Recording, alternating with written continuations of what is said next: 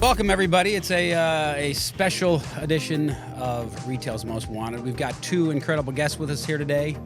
Really legends of the industry, forces to be reckoned with. We've got Mike Lamb and Tom Arigi. Gentlemen, thank you for being with us. It's a pleasure. Yeah, thank you for having us. First question, just to start off for our guests, or for our viewing audience, tell us a little bit about yourself, how many years in the industry, just give us a little background on who you are. Yep. I'm Tom Arigi. I've been in the industry a little over 40 years now. Spent some time early in my career with Sears, moved on to Walmart, worked with Kroger, and currently I'm with a company called American Freight out of Delaware, Ohio. Very cool. Yeah. 40 years. 40 years. Congratulations, Tom. That's awesome. Thanks. Well, I got Tom by a few years there, Dave. About 45 years in the industry. I started in 1979. And have had the opportunity to work for some great organizations, among them the Home Depot for a number of years. And I went over to Walmart, and then my last stop before my retirement was at the Kroger company. So wonderful experiences, met great people like yourself and others, and it's a pleasure to be with you. Thank you, gentlemen. 84 years collectively between the two of you. I got to say first, and I'm going to say it again, I know you've heard me say it before, but thank you. That's a lot of years dedicated to a cause that affects a lot of people, so thank you. Topic today and every day on this podcast is around organized retail crime. You gentlemen have seen a lot of things in your careers. Curious, talk to us a little bit about, and Tom, we'll start with you on this one. How has it changed, right? As you look at organized retail crime, the ORC movement, I didn't know what that term meant 5-6 years ago. You've seen this play out over decades. Where was it? Where is it today? And where is it going? Well, that's a great question, because I think early on there probably was an organized retail crime, but we just didn't know it. Like, we were just dealing with individual shoplifting and not connecting the dots. I think one of the great things about our industry, David, is the fact that now we're willing to share that information. Where when I started, it was, it was every man for himself, every woman for herself. There was no conferences like this where you would share a lot of that detailed information. And as I've seen this change, it's the sophistication of these groups and their ability to really do some significant damage financially. But then there's a risk as well. There's a risk to our associates, there are risks to our customers, and just post-pandemic, I think has been a lot of change around people willing to do really bad things to other human beings while they're in the commission of taking merchandise from the store. And so between the financial aspect, that's one thing. But right now, the biggest concern, I think, is around how do you keep people safe while this activity is taking place, and more importantly, how do you push that activity away? So those are some of the changes I've seen. So you talk about their willingness to be more extreme in their approach, right? Mike, talk to us a little bit about how you've, and I don't want to lead a horse to water, but violence. As we look at the threat level of ORC, how has that changed in even the recent future? Where is the violence level going? Well, it's going where we don't want it to go.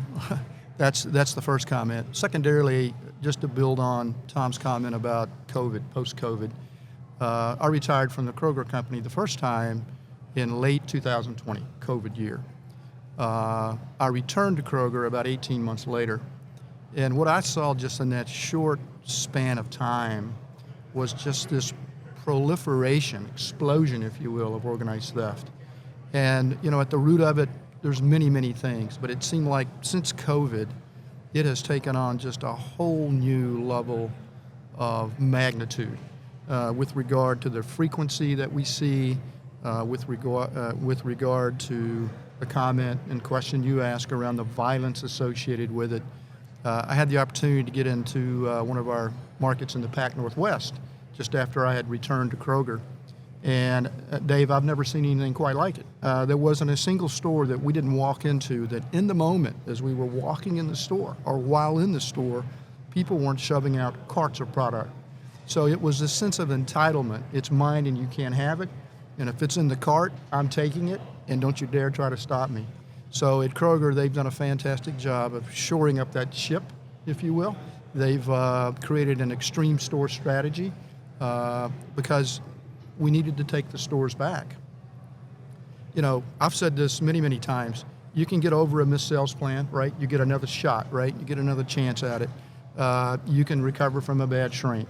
But when you have an act of violence in your retail shop associated with theft or even not associated with theft, that is brand damage. And it's just the right thing to do for the AP profession to protect their associates and customers. And in the markets we were in, this disease, if you will, was so epidemic, it had permeated the leadership team in the store, the associate base, and I'm very proud of the work that was initially stood up that Kroger carries on today, where literally we've taken these stores back in a very positive way. It takes investment. It takes investment in people and technology. LVT does a great job of that. You know that. We longtime customer of LVT. And more people are coming together now. You know, Tom made a comment 20 years ago, maybe we weren't so clear on what ORC was, even the size of it. But you go to these conferences now. I was in New York for the big show in January. I walked booth by booth that had more technology, machine learning, AI, oriented towards safety and security. At a recent conference I attended, the FMI over in Dallas, all the attendees were polled on what is top of mind. What is your biggest concern? And it wasn't shrink, as it has been for decades. It was safety of customers and associates. So anything we can do from a human capital point of view, from a technology point of view, to help insulate against those risks, that's why I'm still in the industry today doing what I'm doing, despite having retired full-time from corporate America. I love it. You're keeping us safe. It's interesting. You've mentioned some of the dynamics of ORC. They're sophisticated, right? These aren't your typical mom and pop shops. They're running a real play that's sophisticated. And you've mentioned technology as a solution to that. Are they in the technology game? Are they using technologies to perpetrate these crimes, or is it kind of a lopsided technology play? I'm interested. How are they using technology?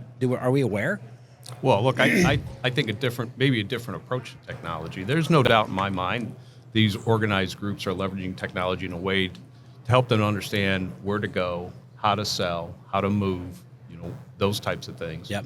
And really what I think our reaction to that is layering on technology to help us, the store team, do the best they can to guard against it.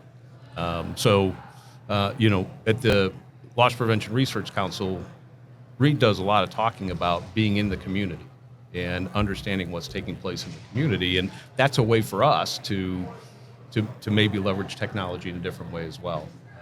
So there's no doubt in my mind, yes, they're leveraging technology, maybe not the same way we do. Yep. Yeah. Dave, I want to build on your question. One of the passions that I had at Kroger, I still have it today, is you look at the myriad of technologies that exist today to help retailing from an asset protection point of view, and many of those solution providers and strategic partners are here at the NRF. But to some extent, maybe to a large extent perhaps, they're disparate.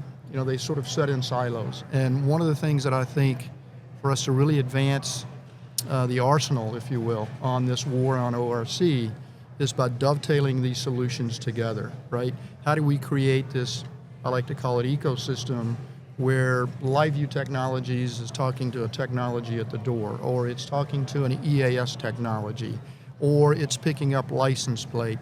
This is a game of leveraging those technologies as a force multiplier.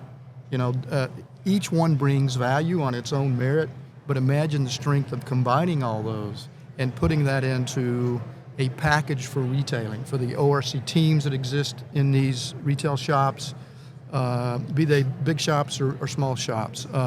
This ecosystem, it's almost like the 1960s and the race to the moon. Whoever figures that one out first is really going to have a distinct advantage, in my opinion, on helping us provide not only a safer store, but get after this disease of ORC.